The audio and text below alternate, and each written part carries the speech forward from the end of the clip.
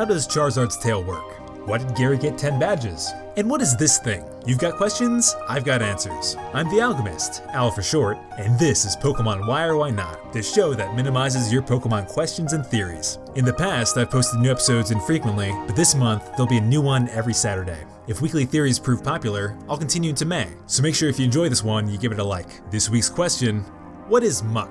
And no, the answer is not a pile of sludge. Grimer and its evolution Muck are known by trainer and professor alike to be amorphous blobs of gunk that, according to the Pokedex, were animated by X-rays from the moon. At first, this sounds similar to Claydol, which came to life after being exposed to a mysterious ray of light. Then I remembered that X-rays are not in the visible spectrum of waves, so it wasn't a viewable transformation. Oh, and the moon doesn't produce X-rays. So I'd classify this entry as ignorable speculation. The rest of the Pokedex paints an interesting picture about the Grimer family. From Muck's body seeps a foul fluid that gives off a nose-bendingly horrible stench. Note that it's described as thickly covered with a filthy, vile sludge. This toxic fluid seeps from its body. That means there's an anatomical body beneath all that goop, and I have a theory to what that is. Meet the Tubifex Worm, a gross species of worm known for digesting bacteria. It feeds off of sediment in lakes, rivers, and super polluted areas like sewers. It's an expert at survival. When there's a drought or food shortage, it can reduce its size and create a protective cyst. If I was describing this in Pokemon terms, I'd say it used Minimize, Acid Armor, and Harden.